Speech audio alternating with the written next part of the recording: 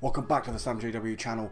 Oxford United's 5-game unbeaten run is ended as they're convincingly beaten by league leaders Sunderland at the Stadium of Light yesterday. Let's have a conversation. So yes, Oxford United's 5-game unbeaten run has been ended by the league leaders Sunderland and the side that, to me, are looking the best side in the division. Look, we'll go into all stats as we do usually in these videos, but as you can see just on your screen, Oxford convincingly outclassed by Sunderland, and this is a real test for Oxford how they rebound off this. It's a lesson that needed to be learnt, and it's a bit of a reality check perhaps for some of us that were thinking that we were going to stay for the rest of the campaign in the top half. Including myself, I have to be honest with you. But of course, the lineups, of course, the squad kind of change through the game. We started with Jamie Cumming in goal, Peter Kioso, Elliot Moore, Ben Nelson and Kieran Brown remaining in the back four. Will Vaulks kept his place, which I thought was an interesting move. Idris El Mazouni, Ruben Rodriguez keeping their places. Tyler Goodrum kept his place on the right hand side. Mark Harris came in on the left, and Dane Scarlett kept his starting place up top. Very interesting that Des chose to start Mark Harris out wide. Obviously, the form that Dane Scarlett's in, you can't really drop him. I would also say that I think this would have been a game to start Owen Dale. You know, he's a hard worker. He's going to run his socks off for this Oxford side. I think maybe Dane would have been the better choice on the left-hand side and give Mark Harris a reason to come on and impact the game off the bench. Obviously, Sunderland side is full of just some amazing talent. You know, Neil, Bellingham, Chris Rigg is a phenomenal talent. The fact that lad is 17 is a joke. Patrick Roberts is incredible. Mundell, Luke O'Nien has the way he's stuck with this Sunderland side continuously and has become a rock at the heart of their defence. They've got Chris Mepham, of course, on loan from Bournemouth. Sorry, it's a ridiculous side they've got, and certainly on talent, it looked like it was going to be a very tricky day at the office, as I said at the end of my derby overview. Obviously, the setup changed at half time, but we'll go into that in a minute. We're going to start obviously with the first half and just how it looked. Obviously, Oxford getting battered, chance after chance after chance of Sunderland. Oxford just couldn't get control of the ball really, and couldn't make any attacking moves stick. Hugh and Serkin did a fantastic job keeping the wide men quiet for Oxford United. And then, like I say, that midfield of Neil, Bellingham and Rigg is a joke at this level. The goal, of course, comes from Patrick Roberts, bolts down the right-hand side.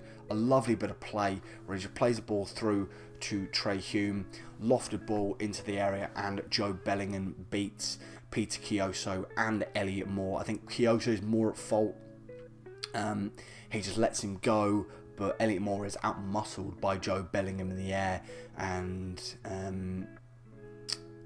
a bit of personal pride for Joe, the fact that his brother didn't have all that much of a success in El Clasico yesterday. But he did, he got on the score sheet, a nice header, and it set the tone for this was going to be a really, really tricky game for Oxford. As you can see, just the one solitary shot for Oxford, and it was a pot shot from range from Idris El Mazouni. It's one that obviously he's tried to go for in the last couple of games against Portsmouth, against Luton. He tried to do it. I think he also might have had one against West Bromwich Albion, if I remember correctly. But it's that shot you see when a team is really under the cosh, struggling to get out of their own half, and there's not an awful lot that they can do. If we just look down here, just the simple control of the ball, almost double the amount of passes Sunderland had. Sunderland definitely completed over double passes compared to Oxford, and it's if we look at just the attacking sense for this Sunderland side, it's just every player is getting involved in the attacking phase, and just outclassing Oxford players in so many of these metrics. Suffice to say, as you can see, all the Oxford players down here. Will Goodwin obviously only got on for a couple of seconds, essentially. And we're going to half time. There were one or two chances that Sunderland had to make it 2-0. And fair to say that things weren't going to get much better. Des did change the lineup.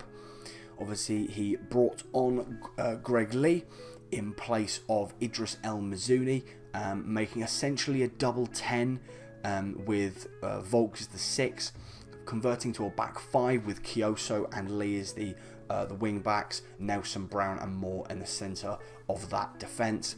Just trying to give a bit more defensive solidity to the lineup, and obviously it was effective to a point, but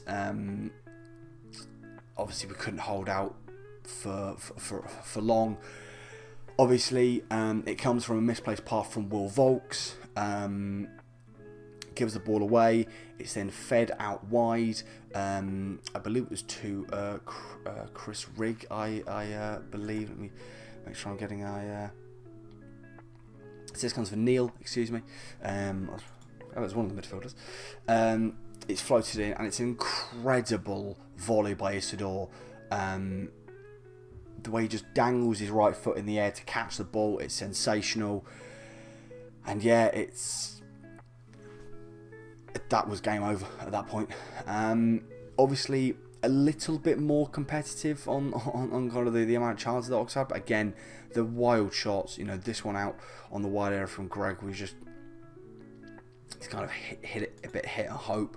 A bit similar with McKeck when he gets blocked in the 92nd minute, for crying out loud. These are the only times Oxford really got into the Sunderland area and caused problems, and it's two of the substitutes that did it. The other substitutes, obviously, you can see Hidterves finally making his Oxford bow, replacing, I believe it was Peter Kioso. Good to finally see him get some minutes under his belt. That rotating of wing backs, I think, is going to be key, especially in the new year. Of course, when we get Jack Curry back from his loan deal at Leyton Orient, I think there's going to be a lot of rotation in those wing back areas, because it's such a key part of Des's system, especially in the defensive side of things. Louis Sibley came on and didn't do an awful lot at the same time as Hidterves, and Josh McKechnie came on and looked steady. I really think, look, you know me, I'm not one for negativity, but I do believe that Will Vaulks needs a bit of time out of his team. I think the misplaced pass, partly you could put it on, I think it was Tyler Goodrum out on the wing at that point. He's not reactive enough to get to the ball, but at the same time, it's another misplaced pass from Will Vaulks, and again leads to an Oxford conceding a goal. He needs a bit of time out of his team, does Will Vaulks. Hopefully that will then coincide with Brannigan coming back into the side at some point. We believe Brannigan's going to be back, hopefully, in the next few weeks. I think, get McEachran in to the lineup, and then when Brannigan's back, bring Cam back in, maybe play him as the 6, El Mazouni as the 8, and maybe look to play Tyler Goodrum in the 10. And we've got a couple of wingers back fit. Obviously, we're not going to talk much about Will Goodwin coming on for... it ended up being about 14 minutes, but, in the graveyard shift at that point of the game, not an awful lot that Will Goodwin could do. And yeah, like I say, it was a tricky day at the office for Oxford and Des. There will be lessons learned. Obviously, we know certain somebody's old adage of don't get too high, don't get too low. This is the first game Oxford have been convincingly beaten. This is the first game that Oxford have been beaten where they haven't been, competitive in the game. Sunderland look unstoppable at this moment, and I said after we played Burnley that I thought, even though the result went in positive light for us, I thought, based on the squad, based on the fact they're a newly relegated Premier League side, I thought Burnley were the best side in the division. Sunderland, in the past couple of weeks, of just the way they've gotten through some of these games, obviously it's a massive help getting that, with Melier spilling the ball into the back of his own net for an equaliser against Leeds, but they're getting through these games. That's the slice of luck you need if you're gonna be around the top. Some would say top 6. I'd say top 2 in the division. On current form, I think this is finally the season that Sunderland get back into the Premier League. And yeah, that was a convincing performance from the Black Cats. From this, obviously, Des will take lessons from it, and there'll be a lot of learning to be done from this game. Look, as I said, I don't think it's one that we can be too high, too low about. The fact of the matter is, like I say, we were just outclassed. We've been very, very high on a lot of these performances. Obviously, still unbeaten at home, for now anyway, because we've got Swansea next weekend. But that away form is a little bit concerning. 2 points from all of our away games this campaign. Of course, draws against Luton and Portsmouth.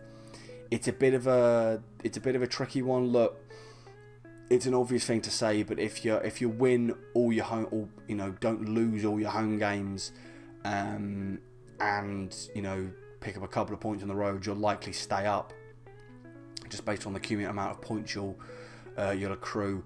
But we do want to start getting some results on the road. Obviously, the table, we for the first time this season dropped out of the top half. Now 3 points above the drop zone. Look, it's way too early, I think, to be getting concerned. The squad has shown enough about it for us to lose hope. So early in the campaign, we've still got 34 games left to play in this championship season. But maybe yesterday was a bit of a reality check for this Oxford team. That because one of the things is that at home, obviously, it's very much come and see what you can do. We press really well at home. Grenoble Road has become a really tough place for teams to come, but away from home, we need to find a way to play, because we've seen that, we've tried to go at teams, and that's worked for moments, but we've also sat back, and that's not really worked. I think that's going to be Dez's a true kind of says just how good a manager Des is, if you can find a way to finally pick some real points up away from home. Obviously, the away games we've had have been Coventry, who started the season. It's incredible that they're still among this kind of bottom half, given the players they've got, given just how good they look when everything's clicking. But obviously that was a heartbreaking loss. Blackburn, first half we looked so good. Obviously got that phenomenal goal through Mark Harris, but they got one back really scruffily, and then they just piled the pressure on in the second half. Bristol City, obviously that was a similar kind of case to the Blackburn game. We get the first goal, we're kind of looking to kind of kill the game off, get the second, and then they just piled on more pressure in the second half.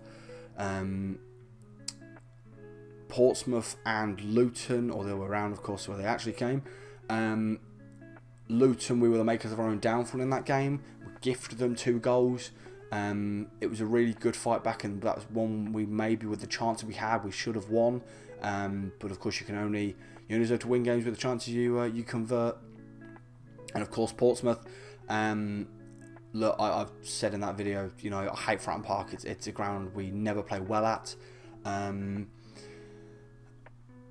Again, we kind of managed to scrape an equaliser, but neither side really looked like the superior outfit in that fixture. Like I said, with similar to Derby, it looked very much like a League One fixture, not a game in the Championship. That one.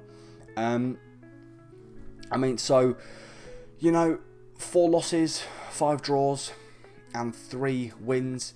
It's not awful. It's not amazing. I think if you asked any of us if we take 14 points from the first 12 games, I think we take it over a point per game. With how we came into this season, the transfer business has worked out fairly well. Obviously, still a few questions around some of the recruits. Obviously, the likes of Hideo Teraves, who's only just played his first minutes for Oxford United. Will Vaulks has been really up and down. El Mazouni looks bright. Dembele obviously started like a house on fire. He's now got another knock. So hopefully he's going to be back soon, but you never know. But overall, it's been a fairly decent first 12 games. Like I say, can't get too high, can't get too low. But this was a really, real case of learning where we're at, I think, in this season for Oxford United. But let me know your thoughts on Oxford's 2-0 loss to Sunderland at the Stadium of Light yesterday. Let me know your thoughts on the Will Vaulks situation. Like I say, I think he needs to be dropped for the Swansea game. I think he I don't know what it is. He needs a bit more motivation to kind of stay in that lineup. Hopefully McEachran can step in, and McEachran's looked to do fairly well when he's coming to the side. But yeah, let me know your thoughts on Will Vaulks. Let me know your thoughts on an approach Oxford should take away from home. Because like I say, we've tried the sitting back, we've tried the taking the game to them. Neither of them has really worked so far this campaign, and we need to be picking up some away points at some point in the campaign, more than just the one we got from Luton and Portsmouth away. But let me know your thoughts on the 2-0 loss to Sunderland. I'll see you next time.